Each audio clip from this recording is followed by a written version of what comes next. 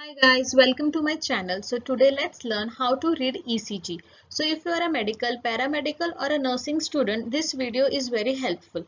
And if you have not subscribed, please subscribe and press the bell icon so that you don't miss my video. So first of all, let's have a look on a ECG graph paper. So it is made up of large boxes and each large boxes contains small 5 horizontal boxes and small 5 vertical boxes. So the first step is calculate the heart rate. So the normal range is from 60 to 100 beats per minute.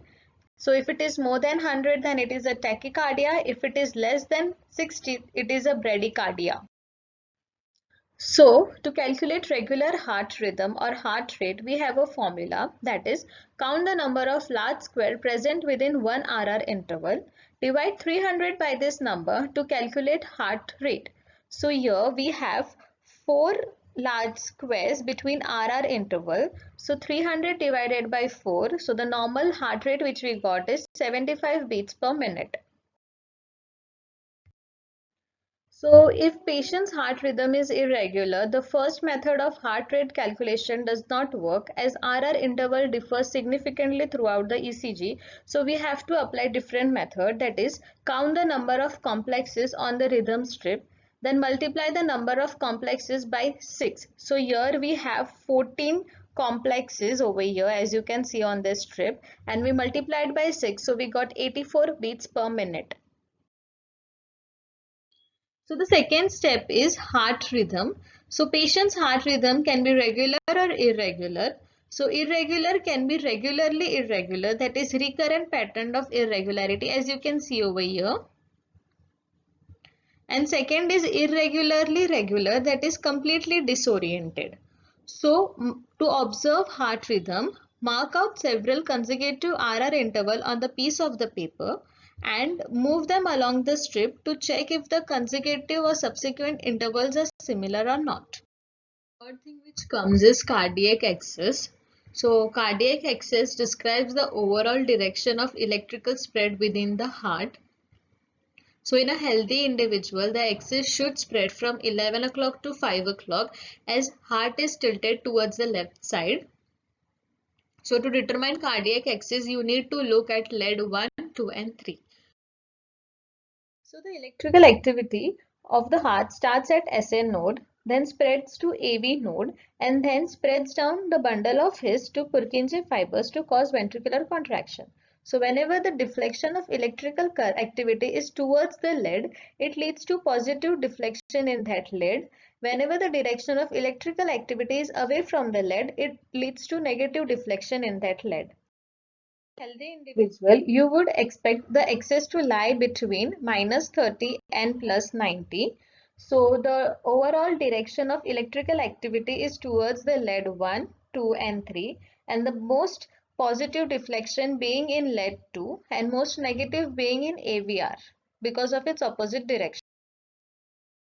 So in right axis deviation, the direction of the electrical flow is distorted towards the right side, that is between +90 and +180.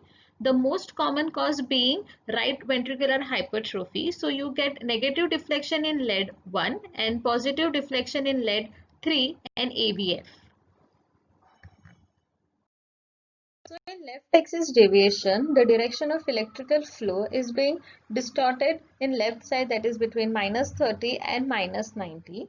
So this results in deflection of lead 3 to become negative and also in lead 2 to become negative and positive in lead 1 and in AVL. So this is mostly because of left ventricular hypertrophy and some abnormalities in conductions. So moving on to our fourth step, which is P waves. Following things should be considered in P waves, that is, are P waves present, height of the P wave, also the length of the P wave. So height should be containing 2.5 small boxes and length should be containing not more than 3 boxes, small 3 boxes. So if P waves are absent, it leads to arterial fibrillation as you can see over here. P waves are absent. Moving on to the fifth step, which is PR interval. So PR interval is measured between the start of P wave and the start of QRS complex.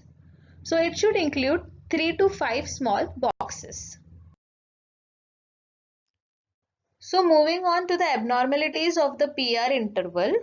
So first being first degree AV block, which involves fixed prolonged PR interval more than 5 small boxes.